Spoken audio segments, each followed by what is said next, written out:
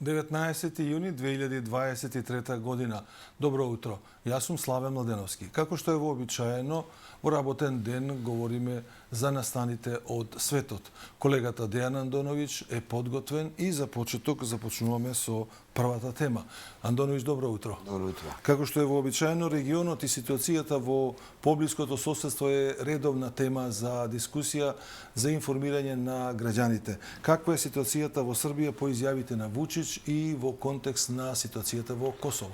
Практично на Косово се уште тензично, поради сите оние случувања кои се случуваат изминативе можеби 2 месеца. Оно што е последно е вчерашното обраќање на српскиот претседател Александар Вучич, кој има една, да кажеме, многу чест манир да излегува во јавноста и да ги информира граѓаните за сето оно што се случува. Последно е секако ова серија апсења на косовската полиција на косовските срби кои протестираат пред општините, 5 општини во Косово. Уапсени се уште двајца косовски срби под образложение дека се дел од криминални банди, така барам вели Приштина, и поради тоа се уапсени.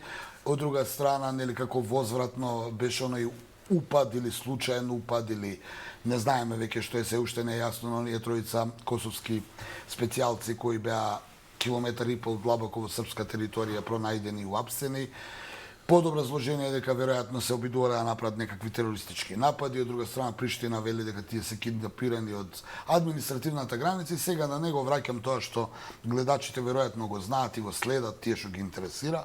Се разбира последно е дека вчера се обрати Вучич и најави дека се повлекува од диалогот на некој начин. Претходно тоа Курти го направи и Курти рече бидејќи европската дипломатија ги вика Борел пред се, како комесар за надворешна политика, ги вика Курти и Вучич повторно во Брисел да седнат на преговарачка маса. Додека Курти е, да кажеме, причинител на овие работи, на овие тензии, на ови соапсењата и со неповлекувањето на косовската полиција, се мислеше дали да оди или не. Вучич вчера излезе и рече нема да оди, дека е безпредметно да се оди на понатамошни преговори со Курти, постави услови. Условите се да се пуштат уапсените срби, кои според зборовите на Вучич се претепувани во тие притвори. За разлика од тоа, овие тројца косовски специјалци уапсени во Србија наводно биле, така вели Курти, како во хотел сместени, значи ништо не им фали, се во истражен затвор и чекаат да заврши истрагата. Првиот, значи, услов за да се врати на преговори е пуштањето на овие косовски срби. Второто е да се ослободи, ќе потсетам, се уште трае блокадата за влез на српските камиони кои пренесуваат роба, храна, најповеќе за северниот дел на Косово. Тоа е блокирано таму на Јариње, на тој граничен премин. И оттаму тоа се условите. Вучич вчера беше многу жесток во своите изјави, ги обвини Еулекс, значи полицијата на Европската унија, дека го поддржува Курти во неговата политика, дека не презема ништо, не е во склад со она што е договорено меѓународните закони. Ги пофали КФОР, дека колку што мене ме изненади искрено, бидејќи колку што можем да приметам, ни КФОР нешто многу не се заложи да дојде до мир таму. Зборувам од аспект на интервенција. Се некако е поспоро од што би требало, барем според медиумите, сега не знаеме како е баш на теренот, и ги обвини, значи, Еулекс, дека Курти го чуваат, дека е нивно галеничи, дека се додека е така, Србија нема што да разговара. Ги пофали Италија и Унгарија, исто така тие контингенти таму кои се обидуваат да направат нешто, да ја смира тензијата. Значи, со еден збор, влезе повторно во ќорсокак диалогот меѓу Белград и Приштина. Ќе видиме како ќе се откочи, бидејќи представникот на Европската унија за Косово Мирослав Лајчак синоќа отпатува во Вашингтон на консултации со Стејт департментот, да види како можат и со што треба да преземат мерки за да се откочи овој процес. Ке потсетам, Курти е под меѓународен притисок притисок да овозможи формирање на заедница на српски општини и да спроведе избори на Косово и да ги евакуира неговите, така велат, албанските градоначалници од српските општински згради, што е и главната причина зашто протестираат и утринава србите. Од друга страна, тој тоа не го прави, меѓународната заедница го укори неколку пати, но очигледно тој за сега нема никакви последици. Само да кажам на крај, се стравува дека според последните информации дека србите можеби сами ќе прогласат таа заедница на српски општини без амин на Приштина, а и без амин на меѓународната заедница која бара Приштина да формира таа заедница, а не србите сами. Бидејќи ако ја формираат сами, може да дојде до поголема интервенција на косовската специјална полиција, а Вучич вчера меѓу редови рече дека доколку дојде до тога, Србија нема да гледа слепо, туку ќе се вмеша. Така да ние влегуваме во еден, би рекол, барем со реторика, во еден период на можен отворен конфликт, а отворениот конфликт у денешно време со војната Русија-Украина може да биде сериозно голем. Ова сега на крајот што го кажавте, речиси е одговор на прашањето што сакам да го поставам, се однесува на анализата на ситуацијата во Косово во контекст по Охридската средба, каде што оптимизмот кај сите и меѓународните представници беше на високо ниво. Дали сега, после овие моменти во Косово, имаме еден чекор напред, а 3 назад или 4 назад? Не.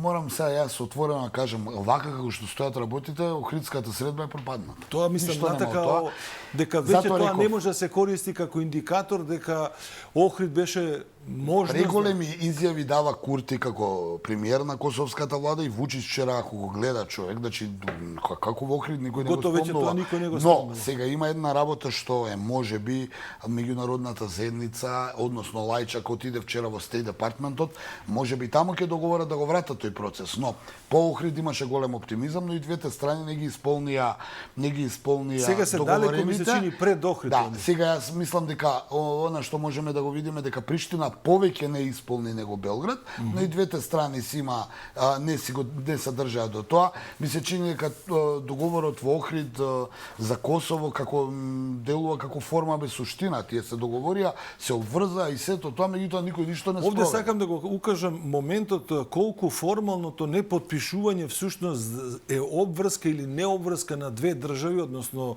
два политички субјекта на меѓународно ниво, бидејќи сите беа во анализата дека добро формално не потпишале, ама се договориле. Сега произлегува дека тој потпис што не го ставија на договорот и како го да дестабилизира целиот регион. За Косово трае долги години овој конфликт. Многу работи се сменија влади, политики, лево, десно, право, криво. Второ, јас уште ако земам да се потсеќам како тргна се, до како стигна. Значи први се договорија 1999 Србија да се повлече од Косово, и таму да бидат меѓународните сили гарант на мирот. Значи единствена вооружена сила на Косово требаше да биде КФОР. И да има една полиција која ќе биде етнички мешана. Добро, полицијата, србите се повлекоа во ред. Никој не ги избрка од косовската полиција, тие сами се повлекоа. Но од друга страна не беше предвидено да има косовска специјална полиција, како што ги нарекуваат долги цевки, у смисол на полицајци со транспортери, со сите таа тешка, да кажеме, потешко оружје од што треба. Втора работа, КФОР треба да е гарант на мирот, меѓутоа КФОР не ги држи сите. Тие може да интервенираат, ја имаат моќта. КФОР има во Бонстил е една од најголемите војни бази на НАТО во свет. Значи не е тој проблем капацитет да интервенира. Зошто нема и која е дипломатската улога на КФОР, бидејќи последно е, не дај Боже, да интервенираат. Трета работа, заканите кои меѓународната заедница изминативи денови ги гледавме и ги коментиравме јас и ти тука, дека Приштина се соочува со меѓународни санкции, Вашингтон се закани, Брисел се закани, но ние не гледаме се уште ништо на теренот.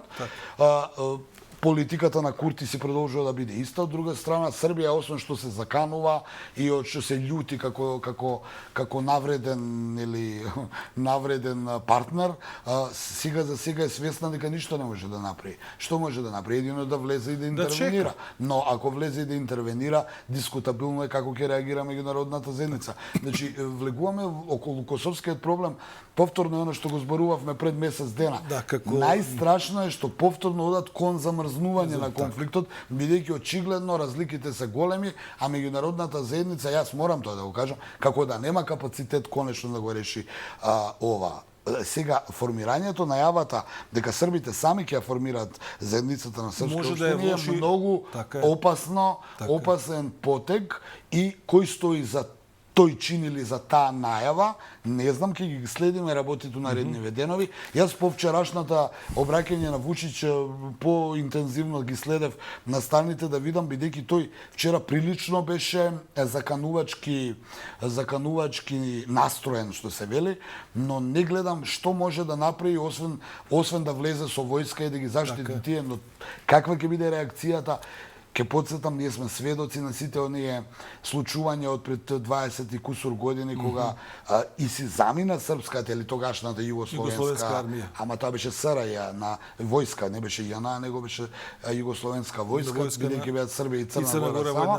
Но да видиме дали јас стравувам дека косовскиот проблем нема да го решат, туку ќе го замрзнат и ќе го остават за некои други генерации, но тој предолго трае. На крајот на денот ние гледаме политичарите, тие луѓе таму и албанци и срби и сите оние етнички заедници, на крајот на денот тоа се влие врз нивниот живот, бидејќи ова блокада на српската роба која оди за Косово не е само за србите, да не се лажеме. Тоа е храна која храната нема нација, така да и уште многу други работи. Вучич вчера уште се закана и уште една интересна по мене изјава дека сите оние кои се сомнителни као криминалци, а кои биле толерирани и преминувале српска граница, сега ќе бидат уапсени во смисол од Косово, што ми постои прашање, а зашто сте ги толерирали ако за криминалци? Така да, мораме да, знаеш, кога ги коментираме овие работи, многу лесно можеме да упаднеме у замка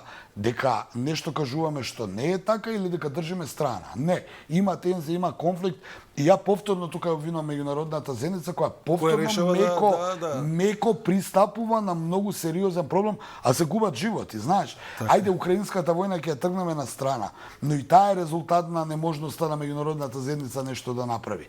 На Косово може нема голем број на жртви, но има лош живот, имаш претепувани луѓе, имаш апсени луѓе, независно дали се срби или албанци. Луѓе се луѓе. Ако е криминалец, окей, но оние деца кои вчера биле уапсени, се возеле на мотор, не знам во кој дел од Косово, во некој од српските општини, брат и сестра 18 и 15 години биле сопрени, малтретирани, тепани и уапсени.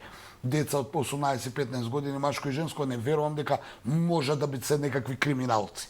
Истото го мислам и за албанските деца кои може би биле малтретирани од србите. Зато велам, ова оди у недоглед, меѓународната заедница повторно, јас очекував Ескобар и Лајчак дека ќе направат нешто, очекував дека Кристофер Хил, човекот кој е дел од Холбруковата булдожер дипломатија, конечно ќе направат како што треба, па ако треба и со пожестоки мерки кон двете страни. Не, некако немоќно, барем ова што сега се гледа до утринава, го гледа. Минатата недела Пригожин и рускиот воен врв беа во тензична ситуација. Дали ситуацијата се смири или се влоши? Па Пригожин е подолго време во конфликт со Кремљ, особено со руското министерство за одбрана и Шојгу министерот. Особен удар за неговата Вагнер групација која првото ја критикуваше руската војска дека не е способна да се бори, потоа ја критикуваше руското министерство за одбрана дека неуспехот околу Бахмут, зборам неуспехот аспект на пролонгирањето, долговлекувањето на таа битка која кој знае колку жртви има и кој знае што добија со тој Бахмут, на обвинувањата дека слабо војуваат. Неговото обвинување беше дека руското министерство за одбрана намерно не им испорачува оружје, муниција и се она што треба за една војна.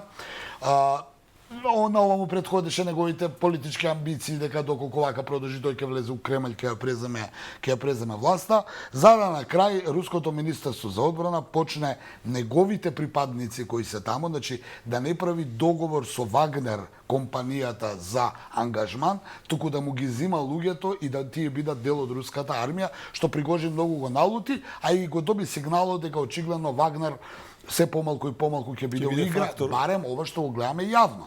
Сега, дали е тоа? Сега има две опции. Едната е дека кога еден ден ќе седнат на преговарачка маса, една од причините и што ќе се бара од Москва, од Путин или кој веќе ќе биде преговарачот, е Вагнер да биде санкциониран, укинет и затворен, бидејќи Вагнер веќе избрза, а меѓународната заедница го прогласи за терористичка организација.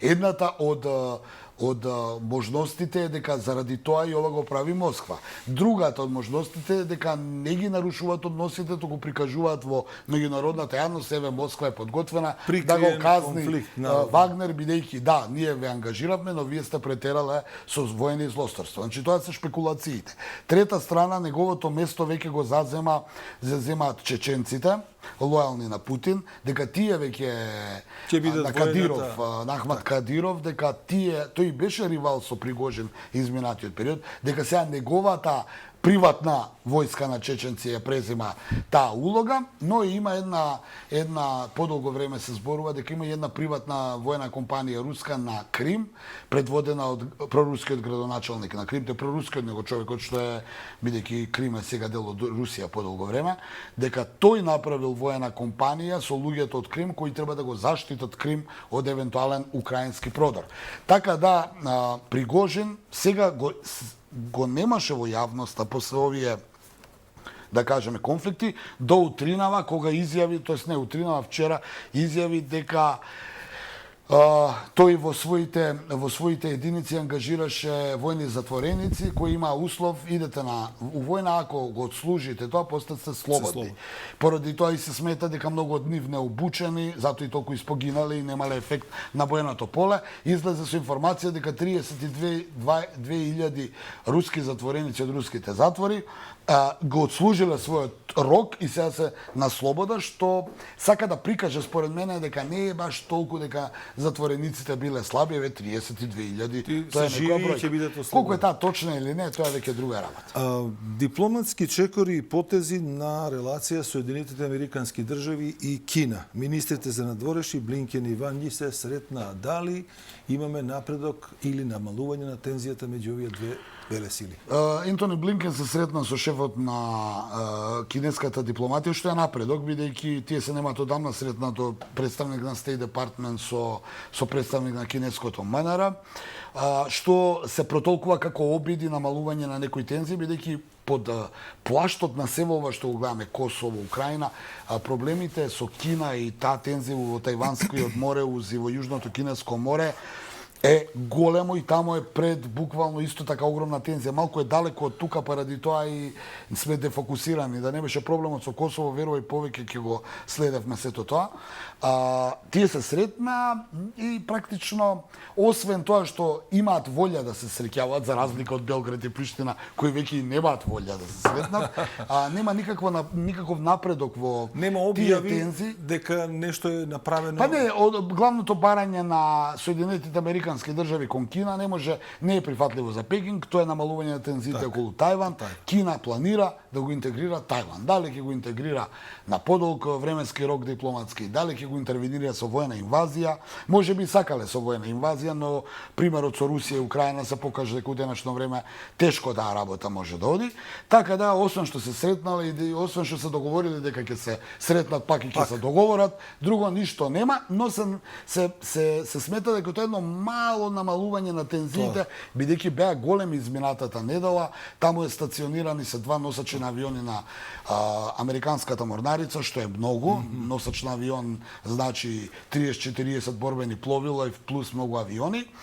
И ова кинеското упаѓање во тајванскиот воздушен простор, што се смета како провокација, а знаеме дека и покрај се, доколку биде нападне Тајван, САД имаат обврска да го брана тајванскиот остров. За крај за овој разговор сакам повеќе како информација да видиме дали индивидуалното насилство во Соединетите Американски држави повторно ќе го речеме дека е инцидентно или навистина станува збори за некакви појави кои го свртуваат вниманието на јавноста. Па има 2 инцидента, се те не можеме да ги коментираме, продолжува серијата насилства во Соединетите Американски држави, зборувам во јавноста се објавуваат. Изминативе година и пол, дали е дел од кампања за намалување и забрана за слободно купување на оружје, дали стварно е зголемено насилството, не можам да кажам. Не знам, изминативите години, од кога сум ја новинар од поодамна сум, немаше толку многу секојдневно билтен за криминалот во Соединетите Американски држави. Имаше во Илиноис пукотница на паркинг, од засега непознати причини дојде човек, застрела еден, 20 лица рани, потоа избега. Во исто време во Чикаго или во Пенсилванија, се извинувам, во полициска станица влегло едно лице, пошло да пука, убил еден полицаец, тројца биле ранети, потоа бил застрелан. Во извештаите нема кои се мотивите, нема зошто, што, како. Обично нема мотиви изминативе 2 години. Се припишува на некакво лудило каде што слободното купување на оружје прави на луѓето да ги решаваат своите проблеми по тој пат, нели ова што се случи во Србија, ние натаму немаме во истрагата барем јавно зошто тоа го направил дечкото од 12-13 години во школото во Белград. Така да и нешто, ако немаме за Белград што е од тука 400 километри, што ќе имаме за Илиноис или Пенсилванија, се на се ја имам впечаток дека ова со овие вести, освен што се случуваат и се страшни, можеби се ставени малци во функција на одземање на оружјето и намалување на слободата на така лесно купување на оружје, зборувам во Соединетите Американски држави. За легален пат. А нелегалниот пат, за жал, знаеш ова, кога ќе дојдат овакви закони, тие што имат легално оружје ќе го предадат, а тие што имат нелегално оружје повторно ќе го имаат. Цената ќе порасне. Цената ќе порасне и тие ќе имаат ексклузивно право само тие да имаат огнено оружје. Така да ќе видиме до каде оди се ова. Во секој случај станува буквално епидемија. Јас тоа така го нарекувам по ковидот кој беше сега во сите американски градови, ниедно убиство не е поврзано, нема некоја логика. Овој на овој му рекол нешто, овој отишол пиштол извадил, што е само доказ на времето во кое живееме. Во изминатиот период често ги читав извештаите за убиствата во Соединетите Американски држави и некаде од 15-та година, денеска веќе 23-та, 24-та ќе дојат билтените. Америка има меѓу 20 и 23-4 убиства на годишно ниво, сега е Мексико со 39.000 најмногу со оглед заради бандите.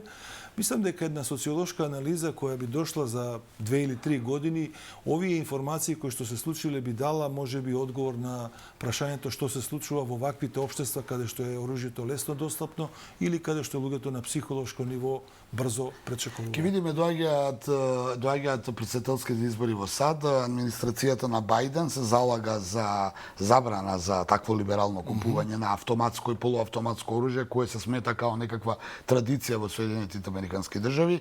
Тие се залагаат за тоа. Сојузната држава Тексас веќе се извинувам, веќе експлицитно рече дека тоа нема да помине, бидејќи Тексас е познат нели по таа традиција. А од друга страна ќе видиме републиканците како ќе играат кој да биде кандидат за претседател, но се знае дека воената индустрија, индустријата за оружје, тоа лоби дава поддршка на републиканците, а изгледа демократите не го добиваат и тие не од хумани причини, него очигледно од некои други интереси ќе се заложат. Но Бајден го гледам изминатиот период после секој овакво убиство излегуваше и велеше еве зашто треба ние да земеме ова, на сајно што го нема од Сабајле.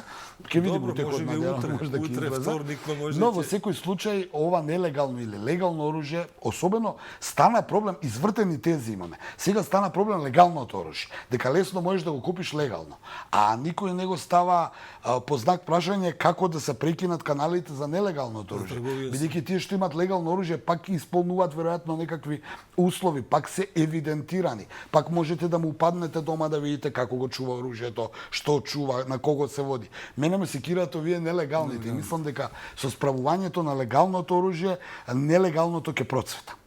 Колега Андоновиќ, благодарам за оваа анализа, за овој разговор. Почитувани гледачи, беше ова разговорот со Ден Андоновиќ за настаните во светот. Одиме со рекламен блок.